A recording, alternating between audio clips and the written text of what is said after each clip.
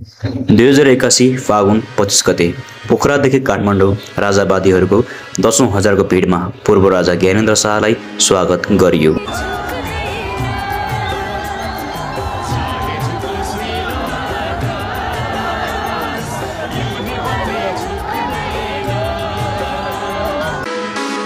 नेपाली जनताहरूको चाहना छ कि नेपालमा अब फेरि राजतन्त्र पुनर्स्थापना गरियोस् र राजा शासनको निगरानीमा नेपाल अनि नेपाली फेरि शान्ति आशा सुखमा रमन पाइयोस्।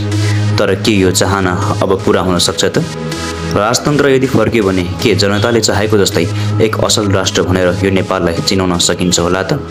आउनुहोस् आज हामी नेपालमा अब राजतन्त्रको सम्भावना, राजतन्त्रले पार्न सक्ने प्रभाव यसै विषय अन्तर्गत छलफल गर्नेछौँ।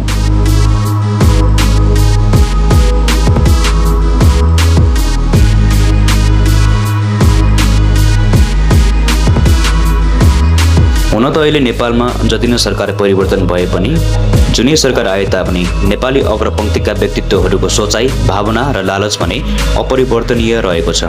देशका जनताहरू कस्तो अवस्थामा छन्, के गरिरहेका छन्, अब आगामी दिनहरू नेपालमा के हुने हो, यी सबै कुराहरूलाई थाती राखेर अब कसरी सत्ता सम्हाल्ने हो, मेरो कुर्सी कसरी बचाउने हो र म अनि मेरो पद खुस्कन नदिन मैले के कति गर्न सक्छु इत्यादि इत्यादि।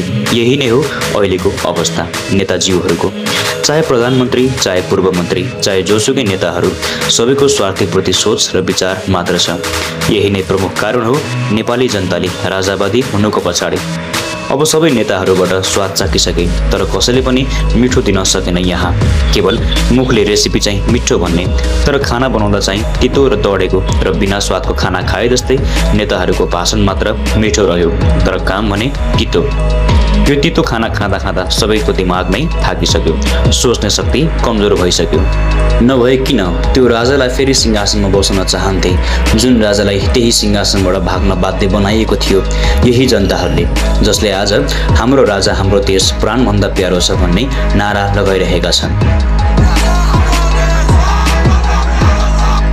2058 सालको दरबार हत्याकाण्डपछि ज्ञानेन्द्र शाह दोस्रो पटक नेपालका राजा बने। 2028 सालमा पनि कलिलै बालक छँदा उनको शिरमा राज श्रीपेश पहिराइएको थियो। यो केवल अल्पकालीन मात्र थियो किनभने उनी बालकै थिए।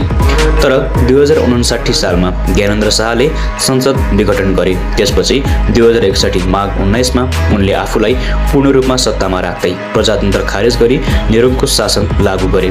त्यो समयका प्रधानमन्त्री शेरबहादुर देउवाको पदच्युत गरी आफैले प्रत्यक्ष शासन चलाउन खोजे। तर उनको यस्तो शासनले देशमा शान्ति र स्थायित्व ल्याउन सकेन।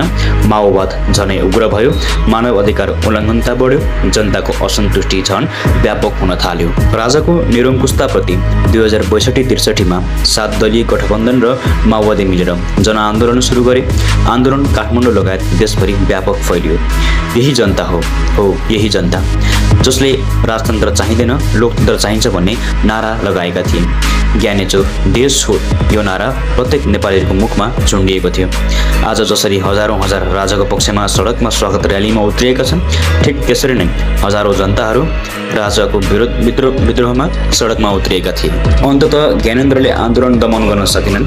भारत, अमेरिका, युरोपेली सङ्घले पनि राजालाई दबाब दिए।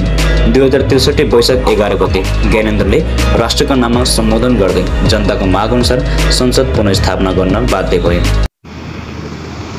प्यारा देशवासीहरू, नेपालीहरूको संयुक्त विवेकको निर्गुण समझदारी र संयुक्त प्रयासबाट शान्ति, सुव्यवस्था, सुशासन, भ्रष्टाचार नियन्त्रण तथा जननिर्वाचित निकायहरूलाई जीवन्त तुल्याएर बौद्ध र गणतन्त्रलाई सार्थक अभ्यासमा उन्मुख गराउन हामीबाट तत्कालीन परिस्थितिमा बाध्य भयो। 2061 माघ 19 गते कदम चाल्नु परेका कुरा सर्वविदितै छ। हाम्रो यो कदममा साथ दिएर आम जनताले शान्ति र प्रजातन्त्र नै आफ्नो चाहना भएको पुष्टि गरे। राष्ट्र सेवकहरूले कर्तव्य परायणता देखाए। हामी यसको सराहना गर्दछौँ। आफ्नो गौरवमय परम्परालाई अघि बढाउँदै सुरक्षाकर्मीहरूले प्रदर्शन गरेको लगन, साहस र अनुशासनको हामी कदर गर्दछौँ। हामीबाट देशको सबै भागहरूमा गएर जनताको भिर मर्का र चाहना बुझी आँसु पुस्ने प्रयास पनि गर्यौँ। जनताको रस बढाउन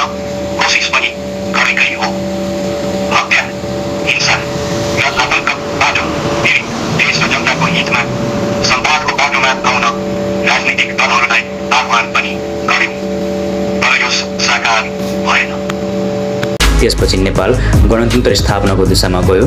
2064 सालमा संविधान सभा निर्वाचन भयो, जसमा जनताले गणतन्त्र समर्थक दलहरूलाई समर्थन दिए।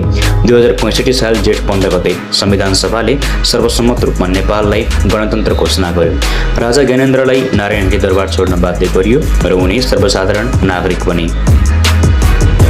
ज्ञानेन्द्रको शासनकालमा नेपाली जनताप्रति उनको कुनै भावनात्मक विचारधारा थियो जस्तो लाग्दैन। उनले प्रजातान्त्रिक व्यवस्था हटाएर निरङ्कुश शासन गर्न खोजे। जनताले लोकतन्त्र चाहन्थे, तर उनले जबरजस्ती शक्ति आफ्नो हातमा लिए। 10 वर्षदेखि जारी रहेको लामो माओवादी द्वन्द्व उनले रोक्न सकेनन्। जनताको भावनात्मक चाहना थियो कि राजा वीरेन्द्र र उनको परिवारको हत्यारा पत्ता लगाई कडा सजाय दियोस्, तर यो काम त झन् खुस्सा भयो। त्यसैले जनता थाके, पर्खदा तर पर्खाइको कुनै परिणाम आएन। अन्ततः जनताले आन्दोलन सुरु गरे, राजाको विरोध गरे। विरोध सफल भयो, गणतन्त्र ल्याए, गणतन्त्र सुरु भयो अनि राजतन्त्र अन्त्य भयो। तर अहिलेको समयमा हेर्ने हो भने फेरि गणतन्त्रले पनि नेपाली असन्तुष्ट भएर फेरि राजतन्त्र चाहन्छ। यो मेरो विचारधारा हो, सबैको विचार यसमा मिलोस् भन्ने छैन। तर मलाई लाग्दैन कि राजा आए पनि यो देश बन्ला भन्ने। यो देशमा शासन गर्ने सही शासक नै वर्तमान अवस्थामा कुनै पनि अग्रपङ्क्तिमा छन् जस्तो लाग्दैन। बरु जनताहरूको भिडभित्रबाट कोही हुन सक्ला, असल अनि आफ्नो होइन तर जनता र देशप्रति समर्पित भएकाहरू। तर यो देशको कानुन शक्ति लालचले मानिसहरूको इमान्दारितालाई अघि बढ्न दिँदैन, बरु बेची खाइदिन्छ। जनता के चाहन्छन् अहिलेको समयमा यो पनि स्पष्ट छैन। कहिले राजा हटाउँछन्, कहिले राजा भित्राउँछन्, कहिले लोकतन्त्र चाहन्छन्, कहिले गणतन्त्र चाहन्छन्। राजा यस्तो होस् जो जनता र देशको निम्ति साँच्चै गम्भीर छन्।